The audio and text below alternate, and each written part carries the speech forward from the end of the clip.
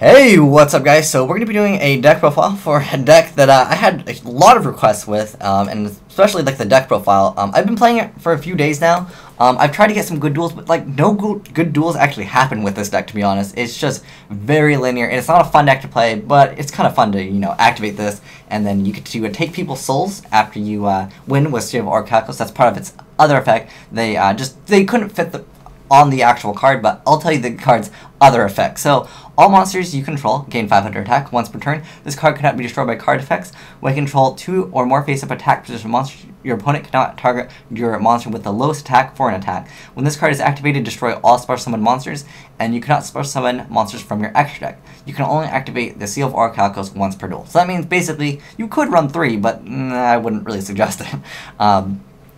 Because, you can only activate 1. I mean, it'll make it so you draw it faster, sure. Maybe you can do that instead of terraforming, but terraforming at least, you could set it as a bluff. But yeah, I'll explain the deck profile. Again, it's not a very innovative deck. It's just kind of like you summon your huge monster and you set skill drain, and then you just be like, that's cool, you can't win.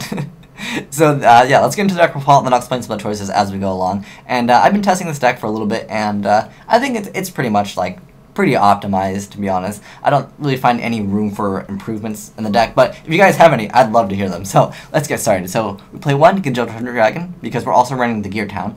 It just helps out with like the skill drain, and it's just good. And also remember that your opponent cannot deprison or like mirror force you when you attack with this card. I mean, if skill drain's out, then he won't have his effect, but that's a part of his effect. When he declares an attack, your opponent can't activate spells and traps, or is it just traps? I forgot, because it's only traps that spell or traps until the end of damage step. And then we play 3 Malefic Cyber End, and he's just 4,000, and again, it's just one of those cards that's just huge. And then we have Malefic Stardust Dragon, which becomes 3,000, which I've noticed, like, that extra 500 really kicks in a lot. It helps out quite a bit. And then we're playing Triple Planet Pathfinder. Originally, I looked at this card, and I was like, this card is awful, and I was like, Alright, you know what, just for giggles, we'll play it just to see how it works. And honestly, I'm not even kidding, this card's awesome in this deck. And the reason why is because you generally don't have that many monsters, and this helps out with consistency to add Orichalcos. Like, first turn Orichalcos is what you go to, like, all the time. And then, from there, you just summon a Malefic, and then you're pretty golden from there. Also, what I like about him, he's okay in attack. I mean, once you have Orichalcos, he's 1,500 in attack. And the thing with Malefics is they are very slow. They generally only attack once, because you only have like 1 monster on the field most of the time. Because you cannot control 2 Malefics. Even if skill drain's out on the field, it's just part of like the condition of the card. Like, you can only have 1 Malefic on the field. Well, yeah, if your opponent has a Malefic, you can't have a Malefic. It's just there can only be 1 face-up Malefic monster on the field, so keep that in mind. I didn't know. I thought skill drain negated that, but apparently not. So keep that in mind. So like basically you'll just you'll have this to like attack monsters that they set, because they'll set effect failures a lot in like Max E, because like they can't really chain to any of these summons. So yeah, you'll just attack over their monster with this, because usually they don't have anything, because they don't want to summon, because all these are just like way too strong. This is 4,500. That's insane. But yeah, it just helps out. Plus like consistency, it just helps out a little bit. And then we're playing 2 Thunder King, just because Thunder King it's just a solid opener. It goes well with like this whole like stun aspect of the deck. Plus Thunder King's effect to tribute, even with skill drain out on the field, you can still tribute Thunder King to negate a special summon. It's just more like stun, because this deck basically is kind of a stun deck essentially.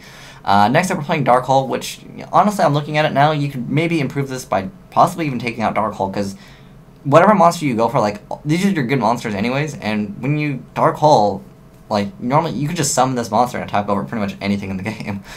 So yeah, looking at this, you might be able to actually take this out, maybe put in like a Space Typhoon, because honestly, all your monsters that you're summoning get over pretty much everything. Next up, we're playing Triple Forbidden Lance. The reason why is because Bottomless and Deprisons. You don't want to get Bottomless or Deprison, and if you Lance like this or like this, you still have decent attack. More so this card, because if you Lance this, when they like Dark Hole, it's cool. You still have 3,200 attack. Remember that it will not get the field spell boost, because it's unaffected by spell and trap. So yeah, keep that in mind as well. But Lance is just good because it just prevents your monsters from dying, essentially. Also, in the off chance, that you need to protect Thunder King, it's okay to reduce your opponent's monsters. And then we play 3 Gear Town just because it works. Remember to set Gear Town.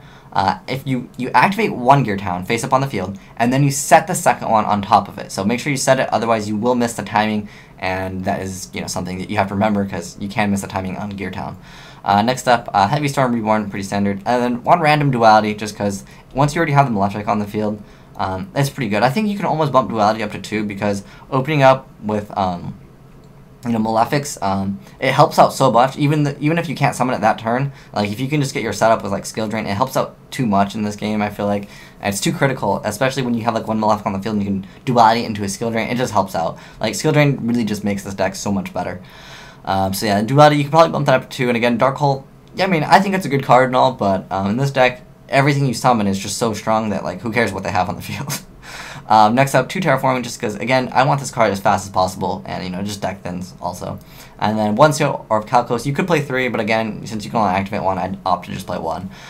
3 Upstart Goblin, because who cares how much life they have, because your monsters with, like, this, 4,500 plus, like, this, another 3,000, you could game your opponent in 2 to 3 turns, and it usually does. And then there's Triple Dark Bribe, just to say no to pretty much more back row. I guess you could bump this up for space, but I liked this because, sometimes your opponent will like burn through multiple cards, and then they'll activate their Dark Hole because you'll like negate, or you'll like, I don't know. You could really play Space Typhoon over this, to be honest. But I don't know. I liked Dark Bribe because you know, sometimes your opponent, they won't set a monster because they're like, oh, once he summons another monster, I'll just activate Torrential, and it helps out a little bit sometimes. Also, you know, negating spells is also pretty good. It's just overall really solid card, I feel like, in this deck. And also protecting Skill Drain is pretty important too. That's why I didn't really play MSCs.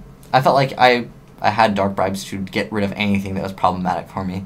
And then we're playing Triple Solemn lineup, pretty standard. And then we're playing Triple Starlight Road. Keep in mind you can't spell summon Stardust from your extra deck because if you have Orichalcos out, because Orichalcos will negate that. But it's still, you can still use its effect to not let 2 of your cards die, essentially. It's just, it helps out a lot.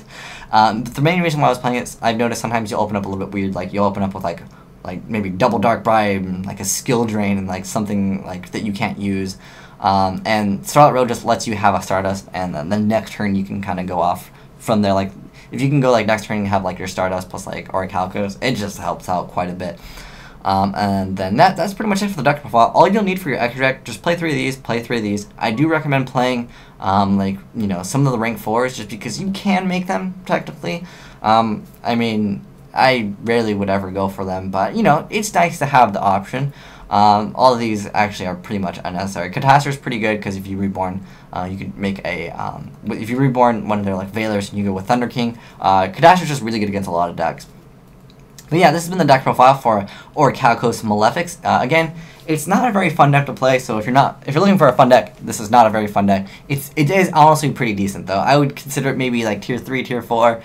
If you go first, it could be basically tier 2. Like, it's so high up there. Just because honestly, you get out Orichalcos first turn, and if you summon Thunder King or any of the Malefics, you basically have so much control over the field. Thunder King is 2,400. And then they can't add, and they can't destroy this, and it really puts them in a bad spot. Like, for a lot of decks, especially Dino Rabbit, because yeah, they really have a tough time getting over larger monsters, and Thunder King just kind of wrecks their deck to begin with, anyways. Originally, I was playing DD Warrior Lady just because you can still use the effect with Skill Drain, and DD Warrior Lady kind of stalled, but Thunder King just overall more solid, I felt. And also, I really do like this card, to be honest. Just try this card. I know this card, you look at it and be like, I don't really like that card. Trust me, it's not that bad. It's actually pretty good in here. Just opening it with Orichalcos was kind of the goal of this deck. But yeah, this is the deck profile for it. If you have any suggestions, because I know there's more people that want to play it, definitely. And if you guys can help them out, and if they want to just play it. Again, it's not a fun deck to play against or play. But yeah, maybe I'll just, you know, maybe play it again for funsies to take control over more souls, because that's what this card's all about. But thanks for watching, guys. Asian White Dragon, signing out.